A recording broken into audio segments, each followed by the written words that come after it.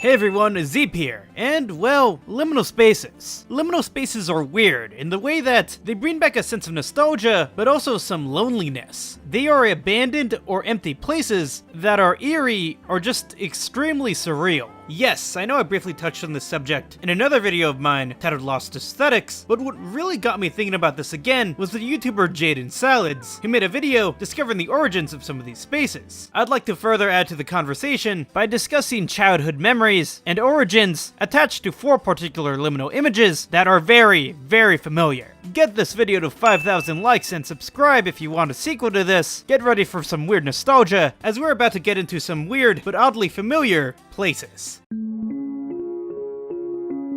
The school courtyard. Part of the attraction towards liminal spaces is the connection we have to the locations. When it comes to this image, I can't help but remember middle school or even high school. These doors reminded me of the entrance towards the gym locker room. The wear on the doors is noticeable. As for many of us, we likely went to a school that was made during the 1970s or 1980s. It's no wonder the doors look so old. I don't know about you guys, but I used to think about this often when I went to high school. Over the past few decades, thousands upon thousands of kids went in and out of these doors every single day. The amount of memories that were made past these doors, it isn't limited to just one high school in America, but to so many schools all across the country. More specifically, this image is said to be from a high school in Pennsylvania. Apparently, a lot of them look like this. To all those who live in Pennsylvania, please confirm or deny this in the comments section below. But even more interestingly, this image reminds people of one thing in particular, Garry's Mod. To those who don't know, Garry's Mod was a 2006 sandbox game published by Valve, and where the player is able to play with various characters in a large open setting. The player is given a physics gun, and where they're able to pick up various items or characters, rotate them, freeze them into place, or even throw them around. And in general gameplay, the player is put in a long environment of grass, blue skies, and textures that give a lot of people nostalgia, including me, because I was super into Garry's Mod, especially during my middle school and early high school days, which makes this image a little more personal to me, despite me never even being here. It's an odd sense of things being familiar. Maybe it's combined with the fact that I of course played Garry's Mod during my heyday in high school, but it also may be because this image looks like an exact screenshot from the game. If you think about it, Garry's Mod is really one big liminal space of a game. The map, GM Construct, is the sandbox map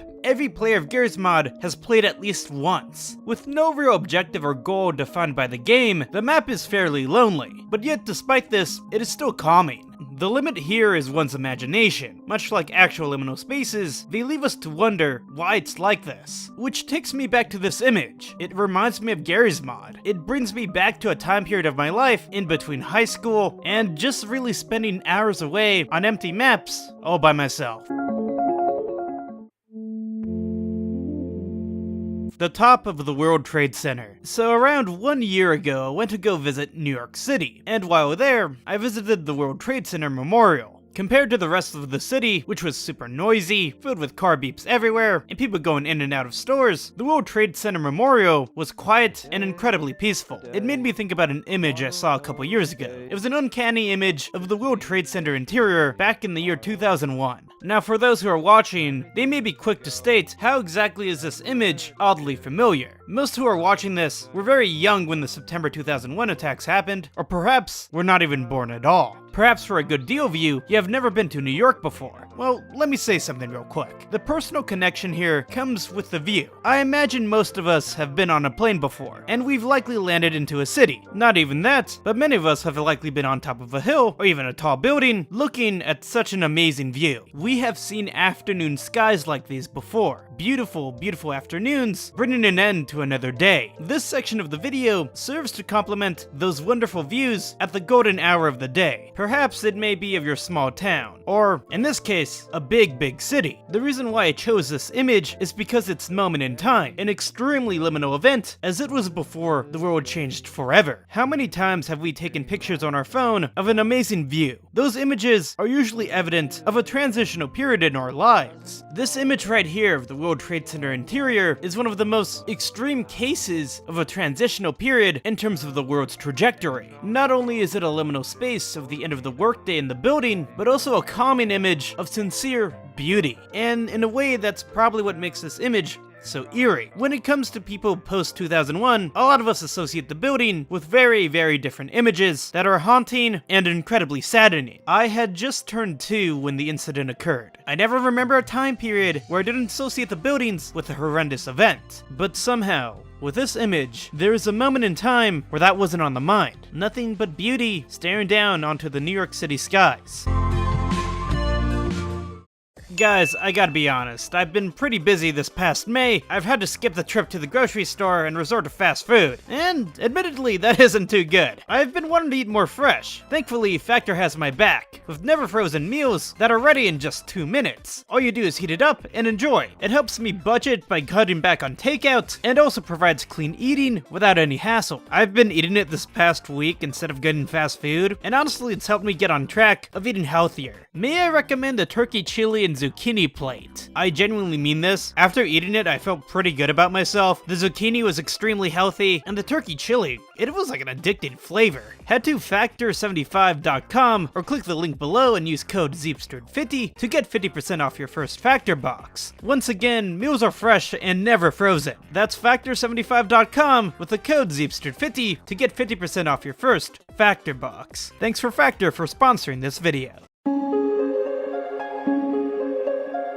The birthday party. It's amazing, right? It's your 7-year-old birthday party, you have balloons, cake, all your friends are around you, and you truly feel like this is your day. You will remember this for years to come. Before this, you had to hype up the party, of course. You had to make the invitations. Like, hey, come to Jordan's 6th birthday party, Friday, June 6th, at Dave & Buster's. You better be there. I mean, how can't you go? It has the amazing Spider-Man on the invite. So you would get your mom or dad to drive you over to the location, and you'd get there, and the tables are all set up, and then you realize no one is there. You are the only other kid who showed up. And there they are, the tables are all set up, the balloons are there, you may even smell pizza coming its way, but that is not enough to cheer up the kid you're at the birthday party for. You know, people talk about when the party's over. How about when the party never starts? In my case, birthday parties were conducted in a place called Pump It Up. There was one a couple minutes away from my house. Well, at least there was one until it closed down a couple years ago. And showing up really depended on whether or not your fellow friends or students cared enough to even ask their parents to drop themselves off at your party. I imagine we all have stories of going to a birthday party and seeing that no one is there. In this sense, there is less comfort, but more sadness. This type of liminal space is familiar with us because it is another instance of something we have seen before. Not only is it profoundly sad for the person conducting the party, but also for the parents. Trying to figure out how to salvage the party, they're trying to figure out a way to reassure their child that they aren't lonely. I remember going to this kid's birthday party and being one of 2 people who actually showed up. And, well,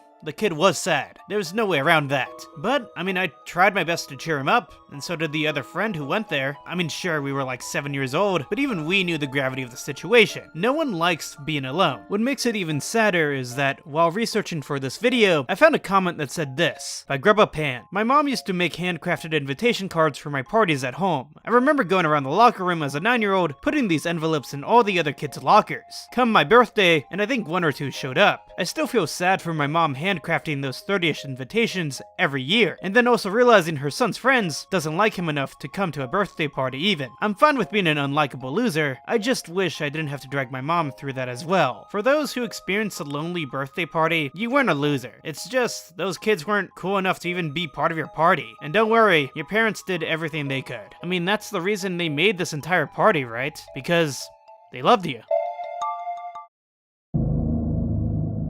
Super Mario 64. By the time you reach the end of the game in Super Mario 64, you're greeted with these stairs. If you don't have the right amount of stars to enter the area, the player will go up the stairs, continuously going up and up and up forever. When I was a kid, I thought this was really eerie, and I did not like it. Especially with whatever the hell this was playing in the background. This was just but one of many cases in Super Mario 64 where I just felt uncomfortable, and so did so many other players who went through this game. There are many cases in Super Mario 64 where there seems to be a lack of life. Of course, I'm not talking about Bob-omb Battlefield, I'm talking about when you enter empty hallways in Mario 64 with no one else around. Or even say What Dry World. Just look at the background of this map. What is this? This doesn't seem like it belongs in a Mario game. The even weirder part about Wet Dry World, which I've always found odd since I was a kid, was that you can even go to this town, and no one's in that town, you know? It's just this empty, shelf-of-life town that has no one around, but you could definitely flood it with water. Back to the castle, it might be the fake landscapes and sky on the walls that make it kind of off-putting. It's artificial. Not only that, but what really complements this game to be more liminal space is the childhood memories attached to it. One of the key factors of liminal spaces is nostalgia, seeing something as familiar but also unnatural. And there is a reason to this. The reason why this game and why so many other Nintendo 64 games are liminal was because developers wanted to push into the polygon territory. However, since it was so early, it could not have been as ambitious as, say, video games are today. Things feel a little more lonely, a little more claustrophobic. If you think about Mario 64, the only other real characters are rabbits and toads that disappear when you go far enough from them. People may say there's no explanation for this, but there really is within the game. One of the very first toads in the game explained that they are trapped within these walls because, well, Bowser has taken over the castle. The King of the Koopas has taken Princess Peach's staff and servants, and throughout the game, it is up to Mario to try and save the day and bring things back to order. And by the end of it all, Mario does do that. He defeats Bowser, he rescues the princess, and in the final cutscene of the game, we see everything back in order. Mario does find someone else in this weird and lonely world, and goes back inside the castle to help bake a cake with Peach. And by the end of it all, we do see the cake, and Mario assembled with all the friends he's made along the way. So, not so lonely after all. And that is the brilliance of liminal spaces. It brings us back to a time period where it may seem lonely, but something about it just still seems comforting. Maybe because of all the nostalgia. I've been Zeep, subscribe, I love you guys, I'll see you soon.